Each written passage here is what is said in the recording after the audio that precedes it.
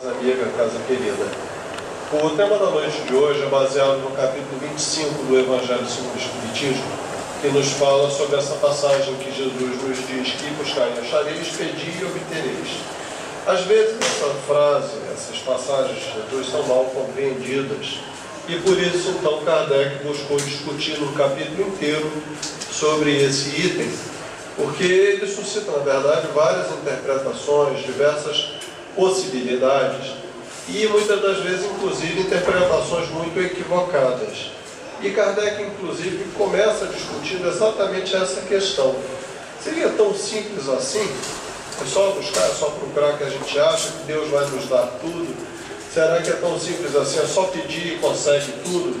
Porque Ele gosta da gente, ou porque a gente vem do centro, ou vai na igreja, ou porque faz promessa? Se fosse assim, seria tudo muito simples, né?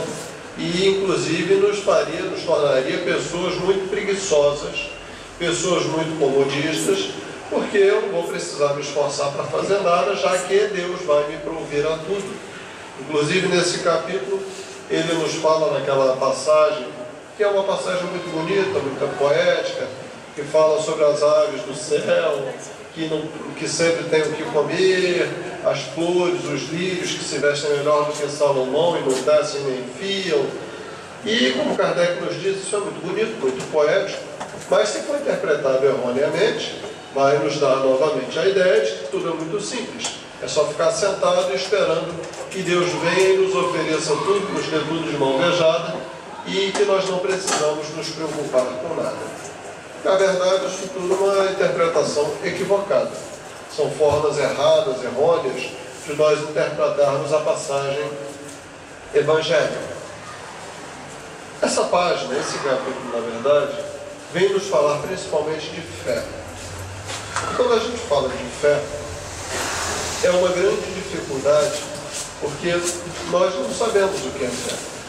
A maioria absoluta de nós não entende ainda o que é fé de verdade. Basta a gente observar uma frase que é tão comum a gente ouvir por aí, da gente ouvir no nosso dia a dia, e perceber que a maioria das pessoas acreditam nisso quando elas falam. Por exemplo, um cenário muito comum que eu vejo com frequência. Uma pessoa está doente num leito e alguém do seu lado, ou o próprio paciente doente, costuma dizer o seguinte: não, seu Zezinho vai ficar bom, eu tenho fé. A gente ouve isso toda hora, não é? Quantas vezes nós mesmos já dissemos isso? Não, eu tenho fé, eu vou ficar bom. Vem cá, nós estamos falando de fé ou de exigência? Eu acabei de criar uma exigência. Eu tenho fé, porque eu tenho fé, eu tenho que ficar bom. E a gente bota uma faca no pescoço de Deus, como se Deus tivesse pescoço, e diz: ai cara, vai ter que me curar. Eu quero ficar bom porque eu tenho fé. Olha o equívoco, olha como é sutil a diferença. É bem sutil. Se eu tivesse fé de verdade, eu não diria que eu vou ficar bom. Se eu tivesse fé, eu diria outra frase: seja feita a sua vontade, Senhor. Eu tenho fé. Fé não é a certeza de que eu vou conseguir o que eu quero. Fé é a certeza de que Deus vai me dar aquilo que eu preciso. Fé é a certeza de que, mesmo que aquilo que vai me acontecer não é o que eu quero que aconteça, eu tenho a certeza de que isso está acontecendo porque isso é o que eu preciso, é o que é melhor para mim, é o que Deus entendeu que é a minha real necessidade nesse momento. Se a gente tivesse fé, a gente falaria isso, como falou Jesus: Senhor, seja feita a tua vontade. E ele estava onde? Estava preso, martelado, pregado a uma cruz, naquilo que era a sua sentença de morte. Se a gente tivesse fé, a gente não diria: eu tenho fé de que Deus vai afastar de mim essa prova. A gente falaria como disse Jesus: Pai, não afasta de mim esse cálice, seja feita a tua vontade. Isso é ter fé. Tem uma passagem no livro Boa Nova sobre fé, que que é muito interessante. Assim como nós hoje temos muita dificuldade de compreender o que seja fé, também há 2000 anos atrás, mesmo os apóstolos que conviviam dia e noite com Jesus, que estavam ao seu lado a todo momento, que assistiram a todas as suas pregações, que viram ele realizar todos aqueles chamados milagres, que viram Jesus curar, expulsar, entre aspas, bem grandes, expulsar demônios, entre aspas, bem grandes, que viram ressuscitar morto, que viram curar leproso, restituir visão de cego, mesmo eles não conseguiam entender fé, porque eram pessoas que eles estavam muito acostumadas com toda aquela cultura hebraica, com toda aquela cultura do judaísmo, e ainda eram muito apegados ao formato da palavra, às ideias materiais, a umas ideias muito próprias daquela época. E eles também não entendiam o que era fé. Jesus tenta explicar o que é a fé e chega à conclusão de que os apóstolos não estão entendendo nada do que ele está falando, e vira-se para eles e fala: espera, na hora certa eu vou explicar isso para vocês. Num momento lá, estão eles caminhando por uma estrada, e vale lembrar, vocês sabem, a Judéia, onde Jesus vivia, toda aquela área de Israel, é um grande deserto. E pior do que eu ser um grande deserto, eu não sabia, né? Quando a gente fala de deserto, a gente pensa no deserto do Saara, né? Aquele areal sem fim, areia pra caramba. Um dia desse, conversando com um conhecido que viajou a Israel, ele estava me explicando: olha, aquele deserto em torno de Jerusalém, para piorar, aquilo ali não é de areia não, aquilo ali é de pedra. Já pensou o que é um deserto de pedra? E aí ele me falou uma coisa que eu também não sabia, nunca tinha visto. Ele falou: se você olhar as fotos de Jerusalém, tudo é amarelo. Tudo é amarelo por quê? Porque a pedra que cerca a região de Jerusalém é amarela. E todas as casas em Jerusalém são construídas com aquela pedra do deserto. Por isso todas elas têm aquela coloração amarela. Achei sensacional, porque era uma coisa que realmente eu desconhecia. Então, se um deserto de areia já é um lugar horrível, terrível de você sobreviver, imagina um deserto de pedra, só de rocha. Deve ser um negócio enlouquecedor. E aí Jesus está caminhando por esse deserto e se depara com uma cena e para. Para e não fala nada. Devia ser um problema ser discípulo de Jesus, porque ele parava, não falava nada e ficava todo mundo na expectativa, né? O que ele vai fazer? O que ele vai falar? Ficava todo mundo na expectativa. Lá vem alguma lição, vamos ficar atentos. E aí ele fica parado e fica assistindo um homem cavar a rocha do deserto. E os discípulos parados assistindo a cena e assistindo Jesus e tentando entender. E aquele homem cava e fica parado ali mais de uma hora, vendo o homem cavar. Deserto é um lugar agradável, né? A temperatura amena, tranquila, né? Bem bacana, né? Uns 45 graus na sombra, todo mundo passando um calor miserável, sede, e está lá o homem cavando, e ninguém está entendendo nada do que Jesus quer. Com aquele negócio de ficar olhando o sujeito cavar no meio do deserto. Lá pelas tantas, já mais de uma hora de escavação do sujeito, ninguém nem para ajudar o cara também, né? Mas também não sabia o que ele queria.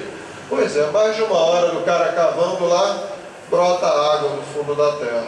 Brota água, aquela alegria, todo mundo feliz, bebe, se molha, se lava, melhora o suor. Aí já está todo mundo mais tranquilo, né? Agora, depois de mais de uma hora no sol ali.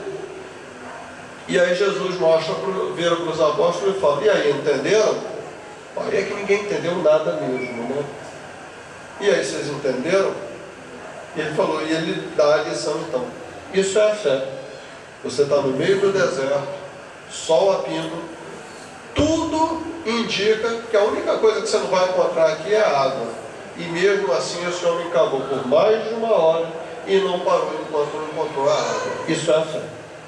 E aí ele fala toda uma dissertação, mas aí eu deixo para vocês lerem no Boa Nova. Boa Nova de Humberto de Campos, é um livro maravilhoso. Vejam isso, o cara está no meio do deserto, sol a pino, um calor miserável, mas ele tem a certeza de que ele vai encontrar água ali embaixo. Assim é como nós deveríamos agir, assim é como nós deveríamos usar a nossa fé. Nós estamos numa situação terrível, por exemplo, voltando ao nosso exemplo inicial, numa cama, num leito de dor, num leito de doença, muitas vezes já desenganado pelos médicos da terra, de que aquilo ali é uma doença terminal, uma doença sem tratamento, sem cura, que a evolução é inevitavelmente a da morte. a gente tem tudo ali para desanimar. Mas se a gente tem a fé verdadeira, a gente, mais do que ter a fé de que vai ficar bom, porque provavelmente não vai ficar bom e vai morrer mesmo, porque a lei natural é essa, afinal de contas todos temos que morrer um dia. Morre o corpo físico e nós, o espírito, permaneceremos vivos. Mas se eu tenho a fé de verdade, eu tenho a certeza de que aquela doença, aquela dor e aquela dificuldade são as provas necessárias para o momento, ou daquele irmão, ou meu mesmo. E eu tenho a certeza de que, apesar de toda a dor e de todo o sofrimento, aquilo é o que há de melhor para me acontecer naquele momento. É o do que eu preciso. Então, quando a gente fala em buscar e achar, pedir e obter, será que nós estamos falando de bens materiais? Será que nós estamos falando de conforto? Será que nós estamos falando de encontrar e obter aquilo que nos agrada, aquilo que eu quero nesse momento, porque eu acho que é o melhor para mim? Kardec dá uma outra interpretação. Kardec coloca de uma forma bem diferente. Quando ele fala do buscar e achar, do pedir e obter, ele nos fala da necessidade que nós temos, sim, de buscar aquilo que nos é de fato o necessário. Ah, mas então a comida, o lar, a água, o conforto não nos são necessários? Claro que sim. Claro que nos são necessários, e não é errado, não é pecado, ninguém está errado em buscar o melhor para si. O próprio Kardec fala sobre isso. Uma das coisas que nos distingue dos animais é que a inteligência que nós temos não é apenas para prover a nossa subsistência. O animal apenas busca comida, abrigo e reproduzir-se, e fugir dos perigos. Nós, humanos, buscamos muito mais do que isso. Nós buscamos nos alimentar, nós buscamos nos abrigar, nós buscamos nos reproduzir, nós buscamos nos proteger. Só que mais do que isso, por melhor que seja a situação que nós tenhamos, por mais que estejamos num lar confortável, a gente sempre arranja um jeitinho de melhorar, né? Dá para comprar um negocinho melhor, dá para aumentar um quarto, dá para melhorar a refrigeração, trocar uma geladeira, ver um fogão melhor, fazer uma comida melhor. A gente está sempre buscando melhorar. E vejam o quanto isso é diferente daquela ideia de aquela ideia de uma pessoa que não consegue se saciar com nada e busca desenfreadamente sempre mais e mais e mais e mais, uma ganância absurda. São ideias completamente diferentes.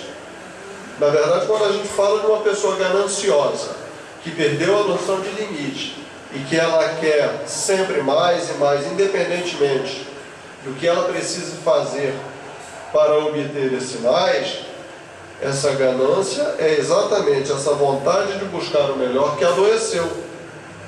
É a vontade de buscar a melhoria que perdeu o limite, que perdeu a ética, que perdeu o amor ao próximo. Buscarmos melhorar é isso. Todos nós devemos buscar sempre o melhor. Buscar sempre a melhoria da nossa vida, a melhoria do nosso lar, da nossa família. Buscar dar o que há de melhor para os nossos filhos, para os nossos netos. Nós temos que fazer isso. É missão do homem sobre a terra buscar o progresso individual e o progresso da sociedade na qual ele vive. Está lá escrito no Livro dos Espíritos. É nossa missão, é nossa tarefa, é nossa obrigação. É para isso que a gente está aqui. Mas na medida em que eu perco a noção do limite e me torno um ganancioso, inescrupuloso, que vou fazer qualquer coisa para obter a satisfação dos meus prazeres, nesse momento eu me torno um criminoso, não apenas ante a lei dos homens, mas também ante a lei de Deus.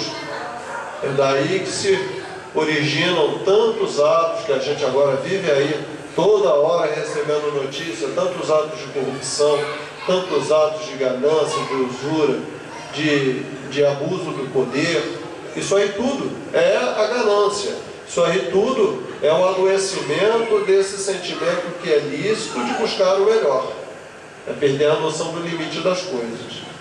A absoluta maioria de nós viveria muito bem com muito pouco. E teríamos uma condição de vida, a grande média da população humana teria uma condição de vida muito melhor do que a condição de vida em que a absoluta maioria das pessoas vivem. Até porque isso é uma questão básica que a gente chama de referencial. A gente sempre toma a nossa situação por referência. E a gente sempre pode, dependendo aí vai muito da personalidade de cada um. Tem aquelas pessoas que sempre acham que o que elas têm está sempre muito ruim. E que todo mundo que tem mais do que ela está melhor. E tem pessoas que conseguem olhar para baixo e ver, poxa, graças a Deus o que eu tenho, porque tem gente que está muito pior. Um exemplo muito próximo aqui de todos nós, eu conheci uma senhora que ela se apresentava como pastora de uma igreja evangélica. E ela morava aqui do lado, ali no canal do Anil, aqui na comunidade do canal do Anil. E dentro aqui da comunidade do canal do Anil, ela estava naquela parte da metade para o final da avenida Canal do Anil, onde é mais pobre. E vivia numa casa bastante pobre, bastante humilde, com muitas dificuldades. Ela tem ela nem mora mais aí, na verdade. Ela tem alguns problemas físicos, consequência de um acidente que ela sofreu. E com toda essa dificuldade, ela continuava trabalhando quando eu a conheci. Horas como faxineira, mas a faxina para ela era muito pesada por causa do seu problema físico. Ora como empregada doméstica e às vezes até como cozinheira. Pois bem, eu quis descrever a situação dela para vocês verem que a gente não está falando de nenhum privilegiado. Nós estamos falando de uma pessoa que tem um monte de dificuldade, filhos com dificuldades, filhos envolvidos em problemas. Enfim, ela tem uma vida bastante sofrida e bastante difícil. Mas, na condição de pastora da igreja evangélica dela, ela vez que outra fazia umas visitas, fazia umas viagens de missão. E essas missões dela, habitualmente, eram na Bolívia, nosso país vizinho aqui do lado. Só que provavelmente ela devia ir para uma região da Bolívia, próxima ali da fronteira com o Mato Grosso do Sul, bastante sofrida. Porque todas as vezes que a gente conversou sobre as missões dela, ela me falava da dificuldade que aquelas povoações que ela visitava viviam. E ela falava, André, quanta miséria que eu vi. André, quanta desgraça. Que povo sofrido, que povo miserável. Como aquele povo vive no sofrimento. Então veja, uma pessoa que com toda a sua dificuldade, com todos os seus problemas e limites, ela olhava para aquelas pessoas como pessoas muito mais carentes do que ela, muito mais necessitadas do que ela. E aí eu me lembrava também de um outro amigo nosso também espírita, que por motivos de trabalho teve que trabalhar no interior, numa região interiorana de Angola, país da África. E uma colega de turma, de faculdade da minha esposa, que também era angolana, morou em Angola a vida inteira, veio para o Brasil apenas fazer faculdade. Dos dois eu colhi mais ou menos os mesmos relatos. E eles falavam assim, olha, a gente no Brasil pensa que conhece a miséria. Não conhece. Ele falou, você pensa, a gente visita lugares de muita pobreza, de muito sofrimento, muita miséria.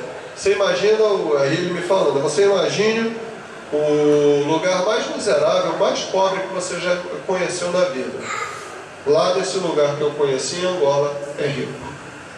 Ele conheceu um local, não sei exatamente onde é, mas onde as pessoas vivem numa condição tão miserável, mas tão miserável, que ele falou, todo o lixo que nós da equipe produzíamos,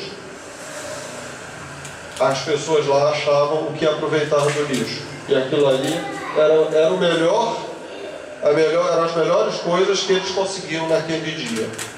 As pessoas lá não viviam em barracos, as pessoas lá viviam em cavernas.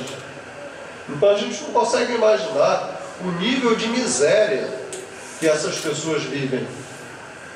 E a gente pensa, olha para o nosso Brasil, olha para o nosso Rio de Janeiro e fala, está difícil, está brabo. Mas tem gente que ainda está pior. Ainda existem situações muito piores. Então essa percepção também é importante. Perceber que todos nós, apesar de tudo, temos aquilo que é necessário. Nenhum de nós está numa situação por erro, por engano de Deus. Todos nós estamos na situação que necessitamos para o nosso crescimento espiritual. Porque estamos aqui para aprender, estamos aqui para crescer. Não estamos aqui para sofrer ou para ser punidos por Deus, como muita gente acredita. Por isso, então, ele nos fala: buscai e achareis. Buscai o quê? A matéria? Buscai as melhorias? Claro, isso também. Mas esse buscar de Jesus vai muito além. Buscai as forças que precisam para resistir e suportar as provas.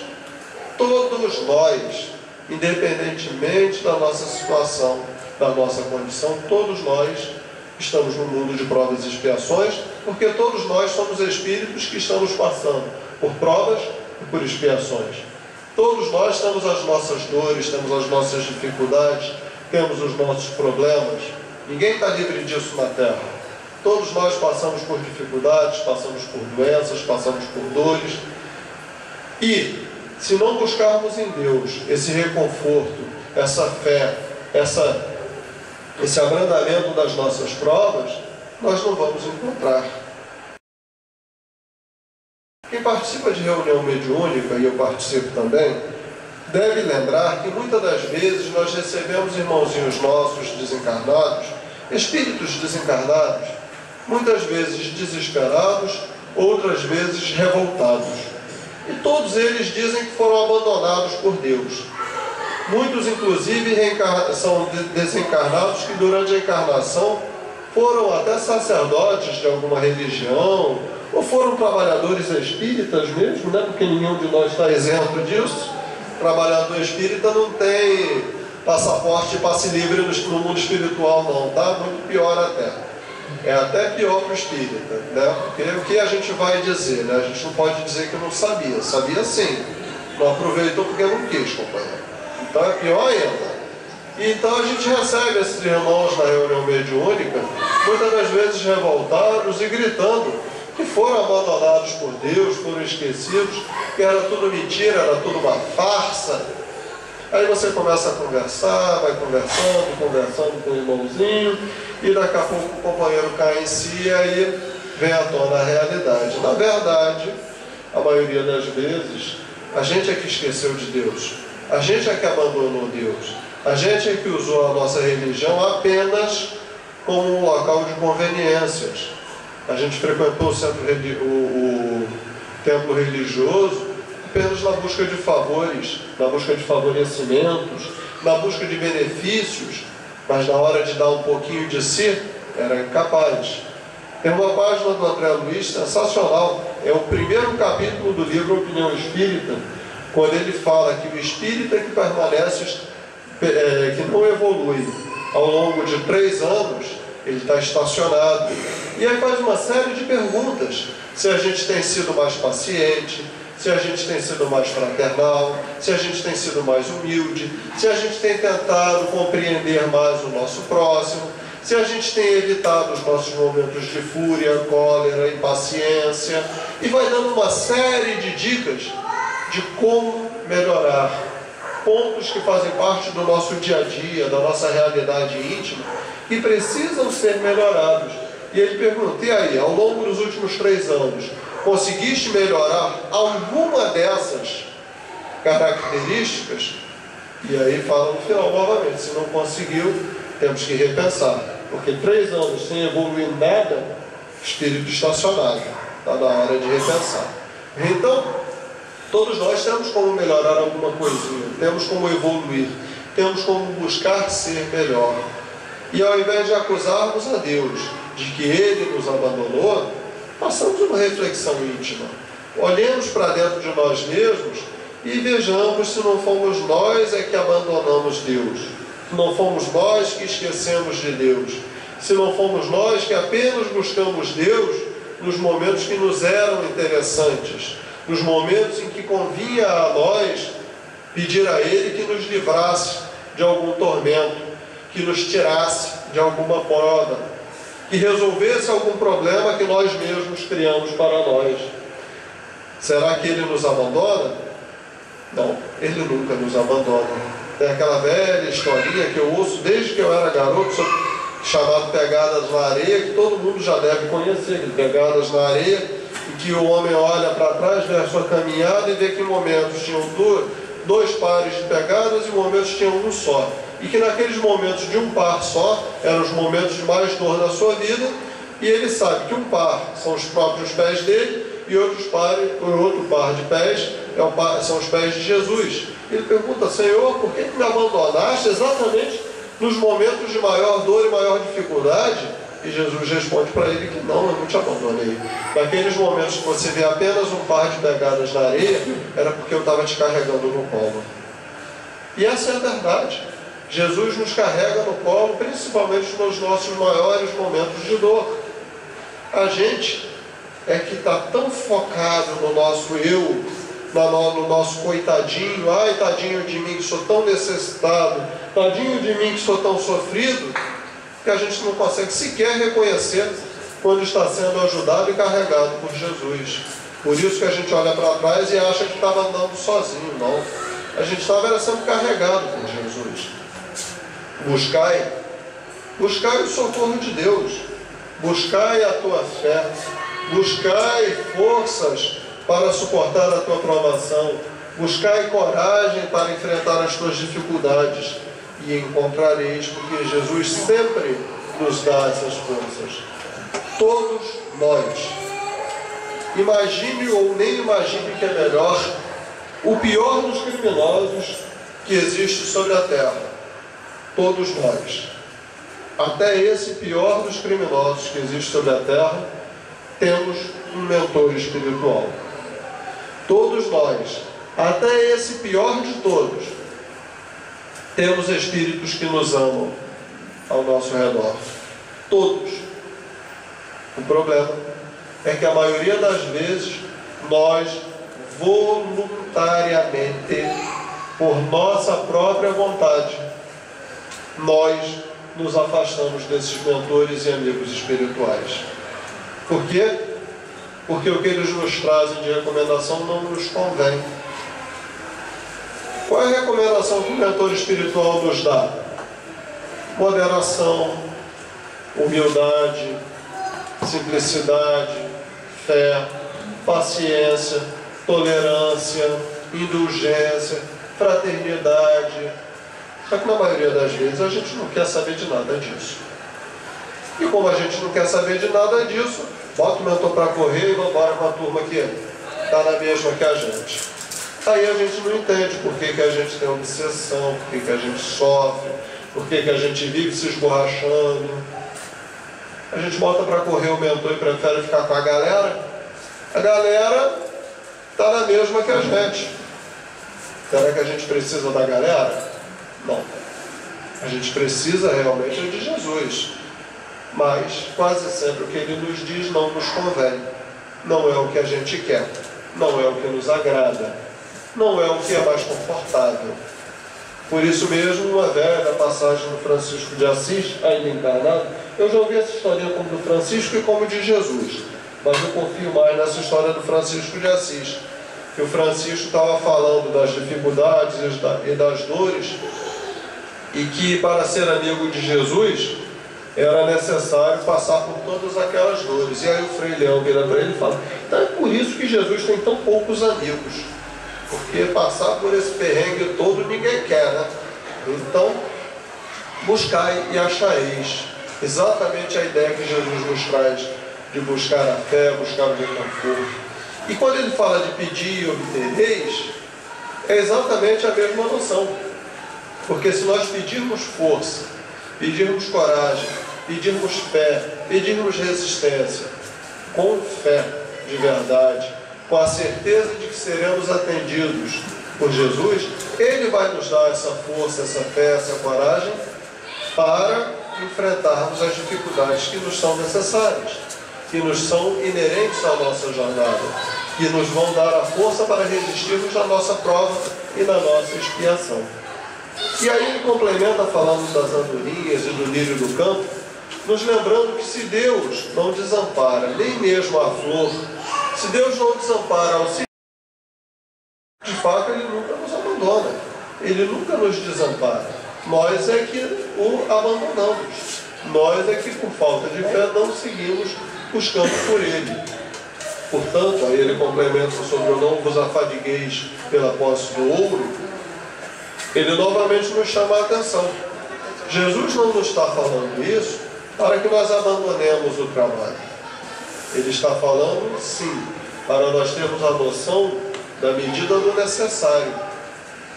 Tem uma passagem também do Francisco de Assis, eu adoro Francisco de Assis, tem um livrinho, não é um livrinho até porque ele é bem grande, é um livro maravilhoso que não é espírita, é um livro publicado pelas Edições Paulinas, Igreja Católica, escrito por um frade católico, um frade chileno, chamado Inácio Larrañaga, e o nome do livro é O Irmão de Assis.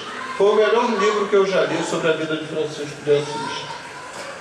E nesse livro, Inácio Larrañaga conta, que vocês devem estar lembrados da história do Francisco de Assis.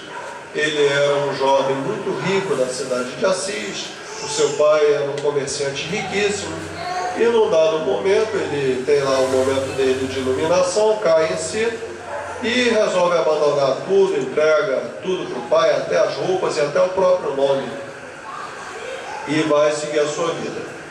E naquele primeiro momento seu, então, de iluminação, ele tem uma interpretação de que para ser verdadeiramente cristão, ele deveria se tornar um mendigo. E aí ele passa a viver como um mendigo, pedindo diariamente comida nas ruas de Assis. Ele era muito querido, acaba sempre sendo ajudado, aos poucos vai formando o seu séquito de seguidores. Para a surpresa da maioria, aqueles seus seguidores eram, na sua maioria, jovens, também oriundos de famílias riquíssimas da cidade de Assis, e todos ali abandonando suas fortunas, suas casas, suas roupas, seus haveres, vão todos se tornando mendigos. E ele segue pregando a necessidade de se tornar mendigo para seguir a Jesus.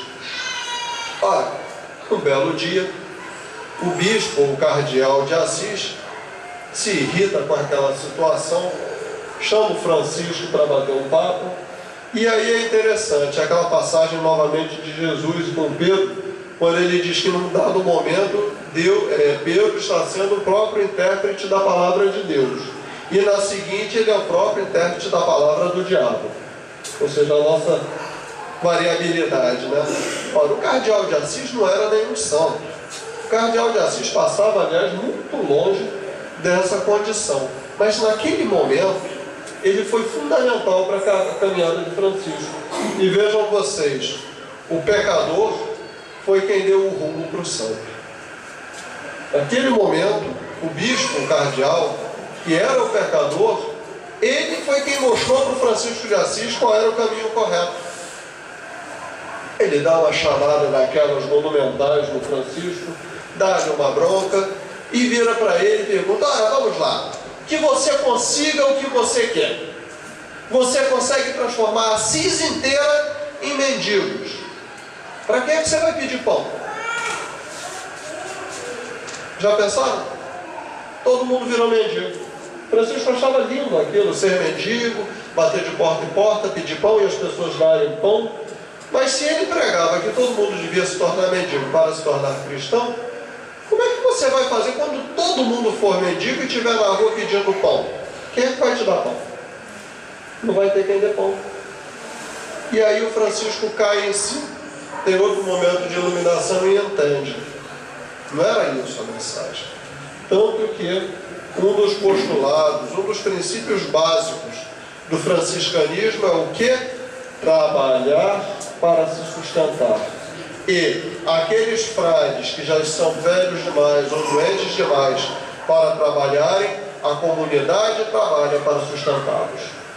E desde então passou a ser uma característica do franciscanismo trabalhar para prover as necessidades da comunidade franciscana. Aí ele entendeu. Aí ele realmente entendeu a mensagem. E é exatamente o que o Kardec nos mostra nesse item do não vos afadigueis pela posse do ouro. Porque, novamente, voltando lá no início, quando a gente fala de trabalhar, a gente pode ter dois focos. Trabalhar para manter a vida digna e trabalhar para tentar melhorar. Só que quando essa busca adoece, a gente começa a buscar o trabalho, muitas vezes até coisas além do trabalho, que já não é bem trabalho, porque a gente quer enriquecer e quer enriquecer de forma desmedida. Então vai os noticiários para nos mostrar exemplos inúmeros do que a gente está falando. Nenhum de nós deve viver desesperado para manter uma condição acima da nossa necessidade.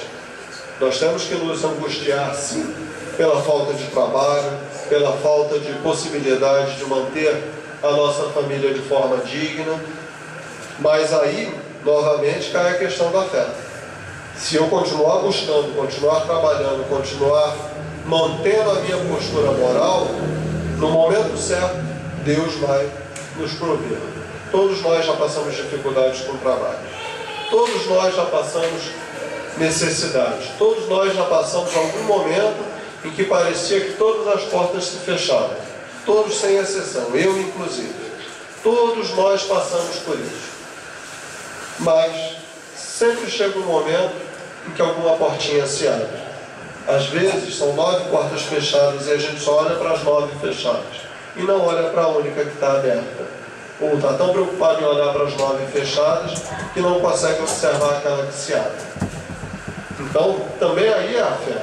Também aí é a prova da nossa fé.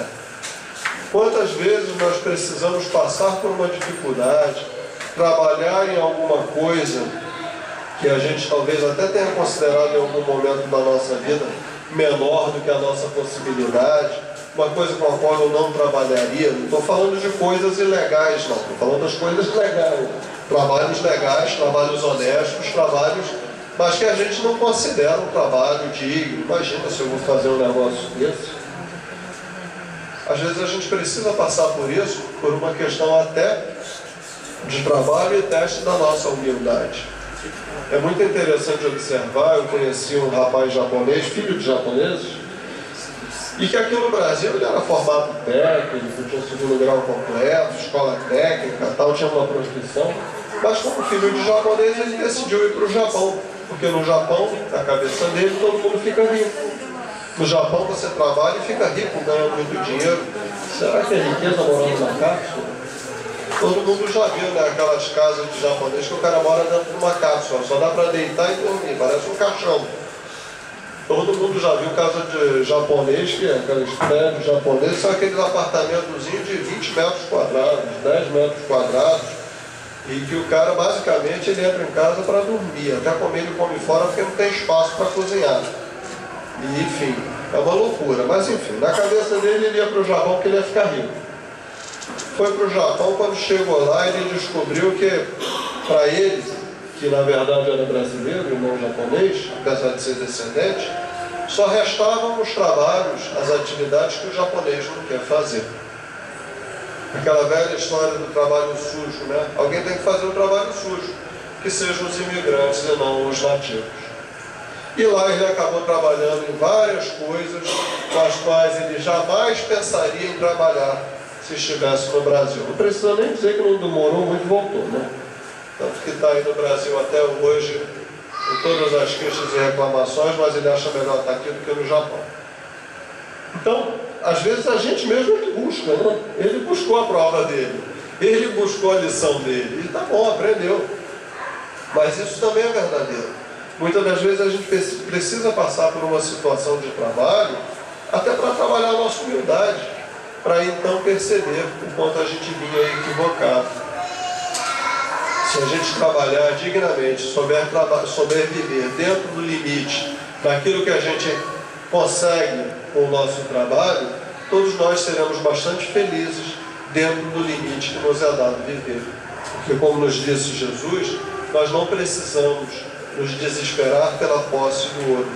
Cada um de nós terá aquilo que necessita ter. Não vamos entender isso errado como não devo buscar melhorar.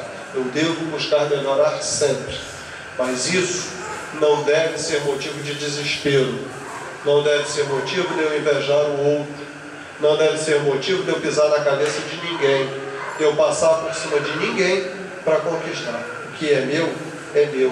O que eu tiver que conquistar, eu vou conquistar. Eu não preciso passar por cima de ninguém. Eu não preciso pisar na cabeça de ninguém. Eu não preciso ter inveja de ninguém. Todos nós teremos aquilo que nos é lícito.